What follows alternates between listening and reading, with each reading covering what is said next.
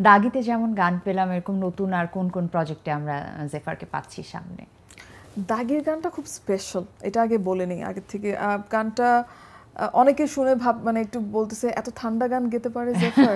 হ্যাঁ, কিন্তু আর এটা আমার একটা ইয়ে ছিল যে আচ্ছা সবার ইমাজিনারি বাউন্ডারি আমি ব্রেক করে দিব। ধারাক্কা হলো, হ্যাঁ ঝুমকাতে অনেক নাচানাচি এগুলো তো হলো।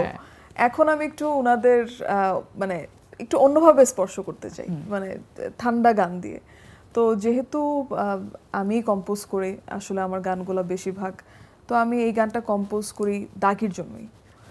দাগির চিন্তা করি ওইটার যেই আমাকে শিহাব ভাই বলেছিল সিকোয়েন্সটা কেমন হবে, তো পুরোটা বুঝে আমি কম্পোজ করি নিয়ে যাবে কি।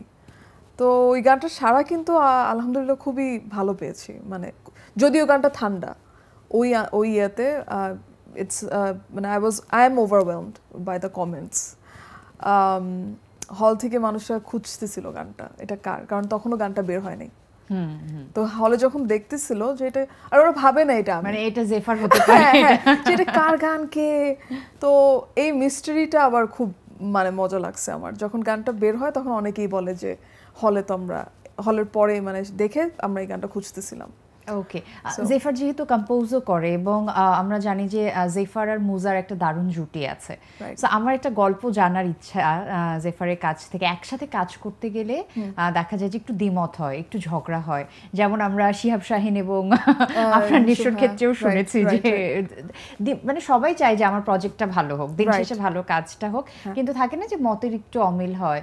তো এই জুটির আসলে বিহাইন্ড দ্য সিনে কম্পোজ করতে গিয়ে কি হয়? ঝুমকা তো একসাথে কম্পোজ করা হয়েছে, ঝুমকা, আড়ালে হারালে, হ্যাঁ, এগুলো আমাদের সবই একসাথে কম্পোজ করা, একসাথে করা আসলে।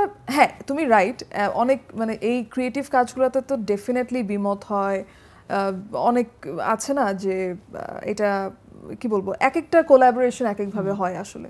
ইভেন আমি যদি বলি শিহাব ভাইয়ের সাথে আমার কাজ, ওটারও এক ধরনের ডায়নামিক। সো এক একটা ডায়নামিকই কিন্তু এক এক রকম। মানে স্পেসিফিকলি আমি যদি মুজা বলি, মুজার সাথে আমার কাজগুলা খুবই ন্যাচারাল একটা কেমিস্ট্রি আছে। মানে খুব আমরা স্টুডিওতে ঢুকি, আমরা খুবই লাইটলি কাজ করি, খুব একটা প্রেশার নিয়ে চিন্তা করি না যে হ্যাঁ আমাদের হিট বানাতে হবে, এই চিন্তা নিয়ে কাজ করি না। কিন্তু আমি তো জানি জেফার একটা প্রজেক্টের পেছনে অনেক সময় দেয়, অনেক ভাবে, কস্টিউম থেকে শুরু করে মানে অনেক অনেক অনেক চিন্তা করে। আমি হচ্ছে একটা কি বলবো, মুজার সাথে সেই ব্যাপারটা আলাদা হয় না। মুজার সাথে হচ্ছে গিয়ে আমি যদি ঝুমকার কথাই বলি, এমনি আমার অন্যান্য প্রজেক্টে আমি অনেক চিন্তা করি গানটা কেমন হবে, কম্পোজিশন কি হবে, কাপড় কি হবে, সেট কি হবে। মানে যখন আমি আর মুজা ঝুমকা বানাই তখন আমি কিছুই চিন্তা করিনি, একদম ক্লিন একটা প্যালেট ছিল আমার মাথায়, কারণ আমি ওই ধরনের গান তখন করি নাই আসলে। তো আমি কম্পোজ করে আমি ওকে আবার বলতেছিলাম যে মুজা তোমার কি মনে হয় এটা ভালো হবে, মানে আই ওয়াজ ডাউটিং। সো মুজা একটা জিনিস তখন করেছিল আমাকে, যে বলছে তুমি চিন্তা করো না, জাস্ট ওভার থিঙ্ক এখন করো না, আমাকে জাস্ট কাজটা মানে মিউজিকটা করতে দাও, দেখো। তো পরে যে তো যা দেখার দেখলামই আসলে, যে ইউনো যে এক একটা কাজ আসলে কিছু কাজ না মানে ন্যাচারালি ফ্লো করে আমার যা মনে হয়।